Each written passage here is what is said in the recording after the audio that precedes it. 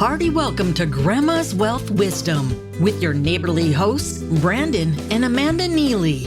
This is the only podcast that helps you take charge of your cash flow and leverage your assets simply and sustainably, the way Grandma used to.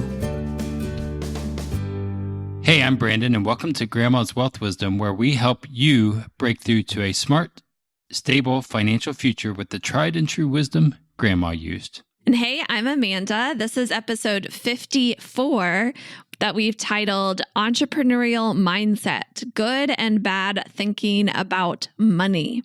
Today, we're going to share 3 different ways that employees and entrepreneurs think about money, right? The 3 ways employees think about it, 3 ways entrepreneurs think about it, and compare and contrast. We're going to talk about the good and bad of both ways, and what the employee can learn from the entrepreneur and what the entrepreneur can learn from the employee in terms of how we think about our money. What we want you to hear from this episode is not that an employee mindset is better than an entrepreneur mindset or the other way around, that the entrepreneur's mindset is better than the employee mindset. Our hope here is to cross the aisle, that whole political thing, cross the aisle and look at what we can learn from the other side. A quick disclaimer, in case you're not aware, Brandon and I have not been employees for years, but we do talk with them a lot.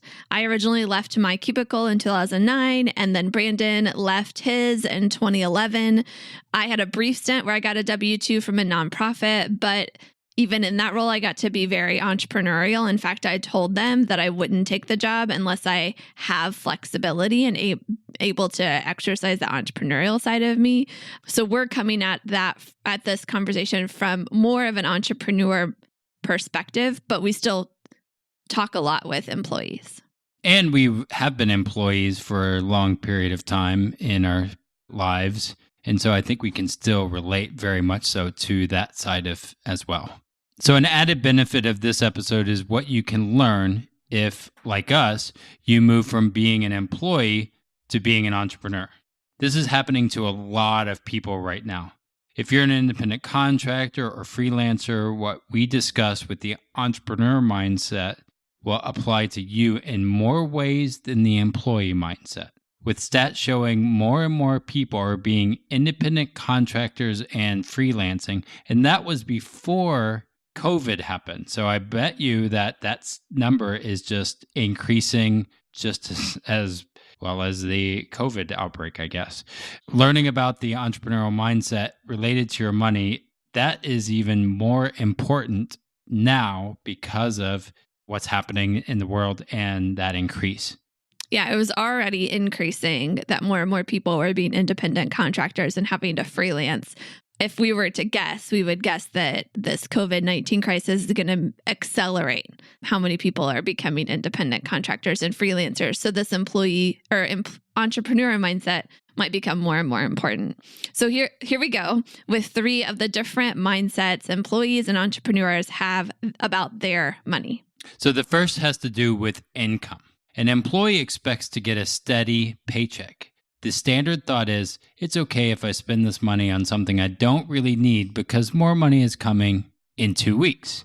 This way of thinking goes bad when it leads to overspending and getting a bunch of stuff that clutters out the most important things in life. This way of thinking is good in that predictable income relieves a lot of fear and anxiety about things like how you'll pay rent or the mortgage next month. The entrepreneur can learn a lot about reducing anxiety by setting up a regular pay schedule. So what if you, as an entrepreneur, could set up your pay in such a way that you get a steady salary, no matter if business is booming or hard to come by?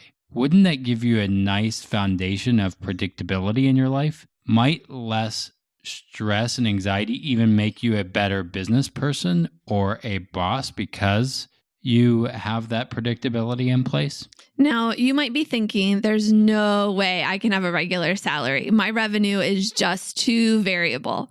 And we expect you to say that because of the entrepreneur's mindset related to income. An entrepreneur expects to have variable income. The main mode of thinking is future income is not guaranteed, so I've got to be very careful about everything. Or future income is not guaranteed, but I've got a lifestyle to maintain, so I'll just go into debt whenever revenue is low. And as you might expect, the bad of the entrepreneur mindset is often fear and anxiety from not knowing if we can pay the rent or pay the mortgage, or from so much income going to servicing debt. And this can often lead to a self-defeating attitude of why bother getting out of debt? Why bother, trying to budget? It's never going to happen. My income is just too variable, and that self-defeating attitude there. On the flip side, the good of expecting your income to be variable is that it can happen when we use variable income to prepare for when revenue is low. Variable income can push someone to get serious about setting up an emergency fund and breaking down big, less frequent expenses into bite-sized pieces. So I have an example for you. I've talked with several entrepreneurs who have learned their lesson with a tax bill much higher than the money they have available.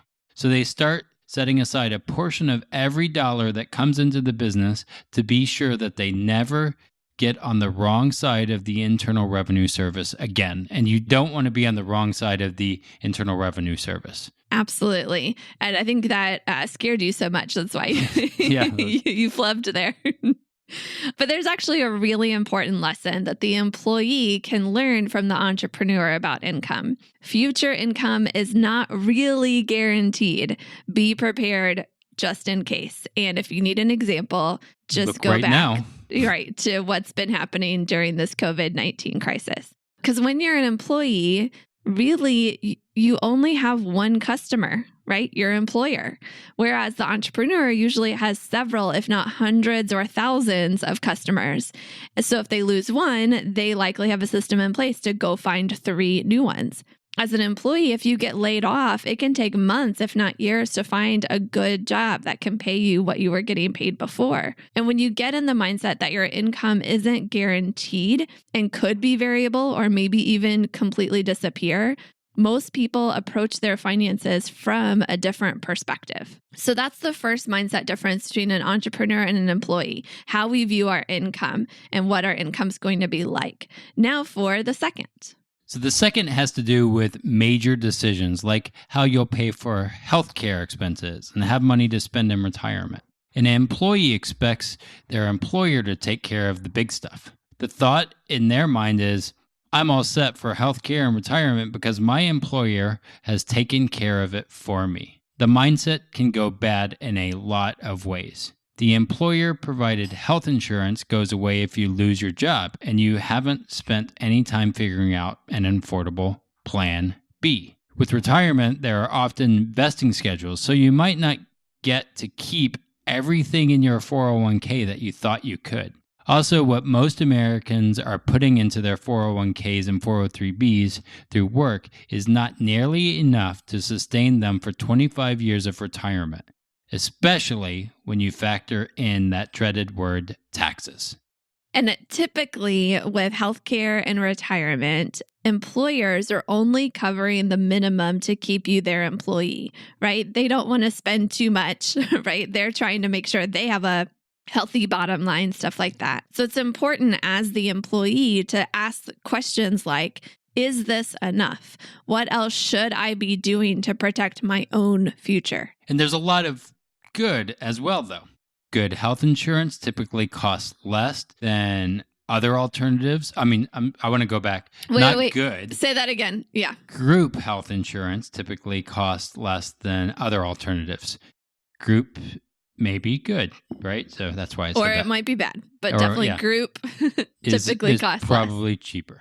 The match to your 401k contributions when vested can also be super helpful. Again, once it's vested, that can be helpful, so. Yeah.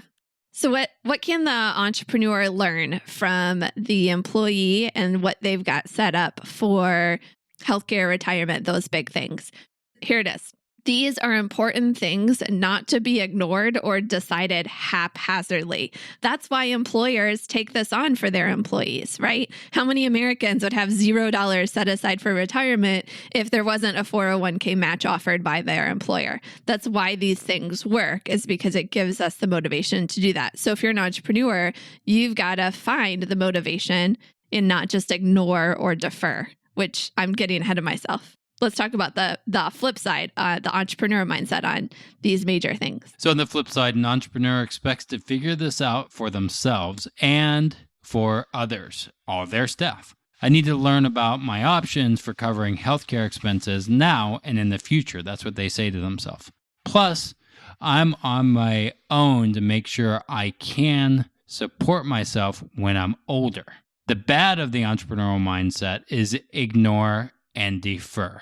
That happens a lot. It's an overwhelming task. Where do you start? Who can you trust? So you just don't do anything when it is with this topic. The good, empowerment and control. If you take on the challenge, you'll learn a lot about your options and you'll literally be in control of the choice you make and what it means for your future. Yeah, to have that control is something that an employee doesn't, right? They don't really get to say what group health insurance their employer chooses, that kind of thing. But there are things that the employee can learn from this entrepreneurial mindset. And a big part of this is the thought, only I have my best interest in mind now and in the future. Yes, my employer is trying to help, but I have to be the one looking out for myself the most. No one else is going to do that for me. This is an opportunity to take control of your future and decide what's best for you and then make it happen.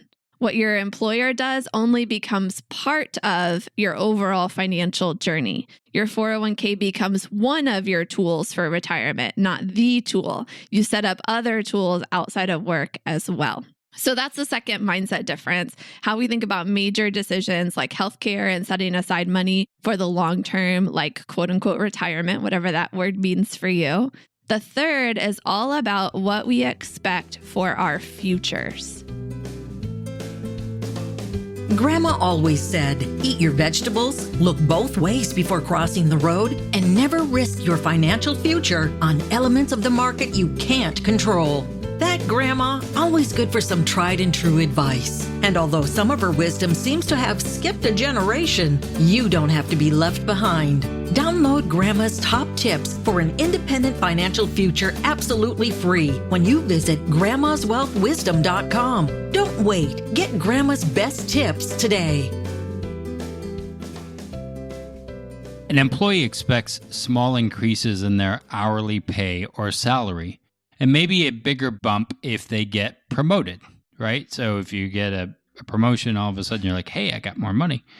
Some employees might get bonuses on occasion too. The mindset is, if I do a good enough job, I'll be rewarded.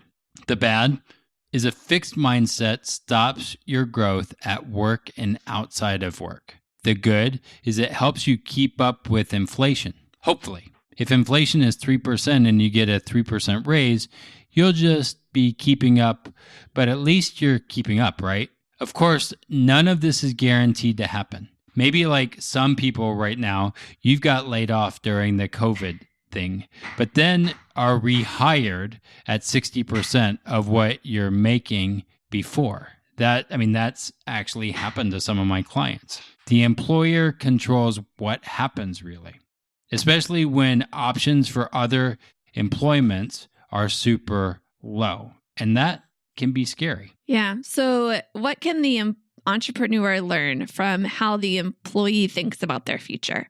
I think when you do a good job, you deserve a pay raise too, right? Give yourself a performance review, increase your pay accordingly. Don't stay where you're at, right? But be thoughtful about it, right? Make sure that you're giving yourself a pay raise that you actually deserve too. Now for the entrepreneur mindset on the future.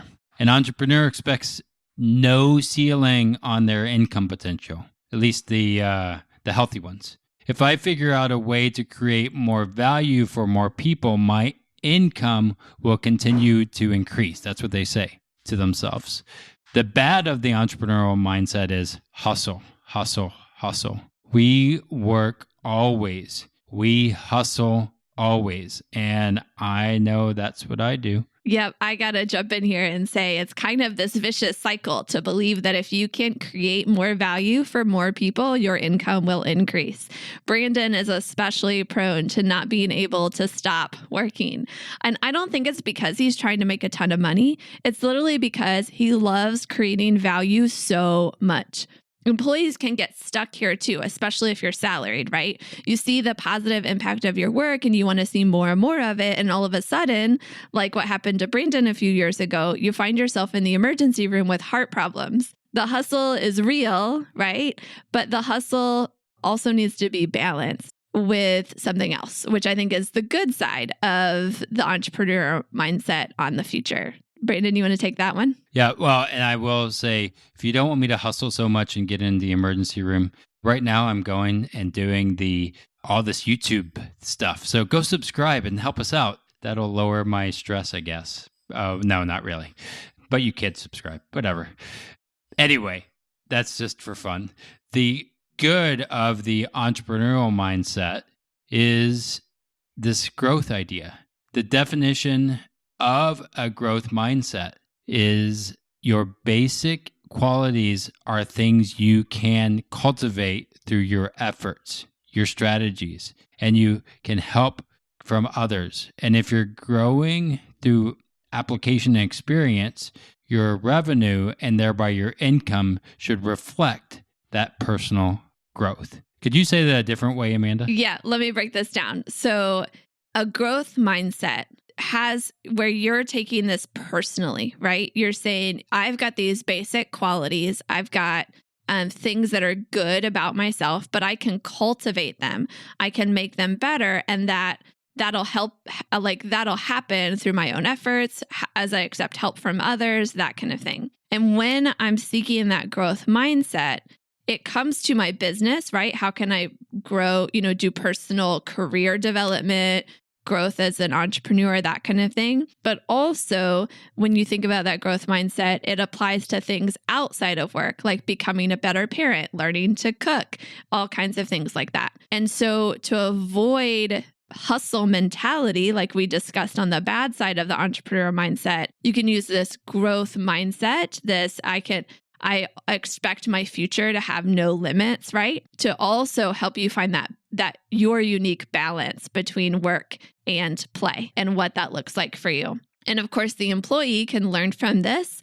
There are totally plenty of ways that you can look for to continue growing and for creative strategies that turn personal development outside of your career potentially into making money, right? Safely and predictably outside of your day job. You might start a side hustle, but it might start from something that's more of a way that you want to grow and cultivate what's already in you to become something that's really cool and beneficial to others that you can charge them money for. There you have it. 3 differences in mindset and how entrepreneurs and employees can learn from those mindset differences related to income, major decisions, and our future potential.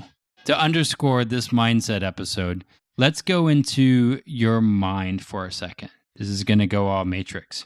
No. What if you believe about what? Would you don't think? No. I think what you believe about money shapes what you do with your money. If you take that red pill or blue pill, I guess. No Matrix analogies. Okay. Keep going. The thoughts you have directly lead to your behavior. Your behavior with your money directly impacts the rest of your life and the people closest to you. Our suggestion is to take some time to first notice what thoughts you have about money. So, because that Matrix analogy kind of threw me off, we're basically saying the thoughts you have influence your behavior impacts people around you. So let's start with your thoughts. And here's some questions that we suggest asking. First of all, what do you hear yourself thinking over and over again? Maybe something we shared today sounded familiar. Perhaps there's something else. First, just notice. When you think about money, what comes to mind? Or when you're going to spend money or you're going to save money, what kind of thoughts do you have? I think that's really important to take notice of that. Then ask yourself this important question.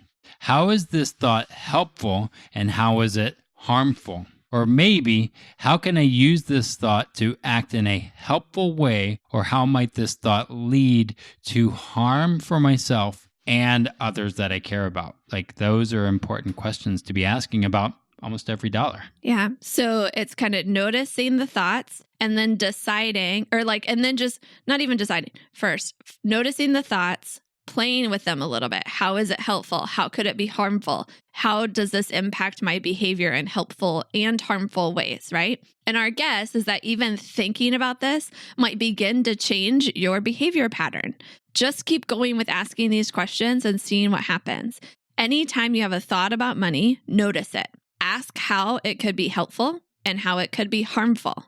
Mindset change is difficult. So if simply noticing and asking these types of questions is not working, maybe what would work for you is instead to change your behavior and allow that to change your thinking. Test and action, right? Something that you thought, this could be helpful for me, but I don't know for sure. Test it.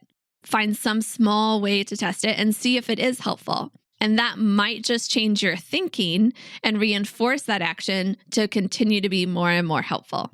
We think this exercise is so valuable that we created a wealth journal to go along with this episode. It's structured a little differently than our previous wealth journals so that you can learn to turn your thoughts about money into helpful actions that help you move to a better place along your financial journey. All you have to do is download your copy at grandmaswealthwisdom.com/54. And we'll put that link in the show notes too. But again, it's grandmaswealthwisdom.com/ and then the number 5 and the number 4 for the number of this episode. And I think that wealth journal will really help you think about mindset change and if you can change your mind and then change your behavior or change your behavior to change your mind. But in the next episode, we're going to continue this series of episodes that are talking about entrepreneurs, business owners, self-employed, independent contractors, but with lessons employees and people who don't work can learn from too. The topic for next time is value yourself. We want to show you the importance of not being the last to get paid, maybe even being the first to get paid. It's a novel concept. Right. So subscribe and value yourself more now and in the future. Until next time, keep building your wealth simply and sustainably so you can break through to a smart, stable financial future. The topics presented in this podcast for general information only and not for the purpose of providing legal, accounting, or investment advice. On such matters, please consult a professional who knows your specific situation. This is the podcastfactory.com.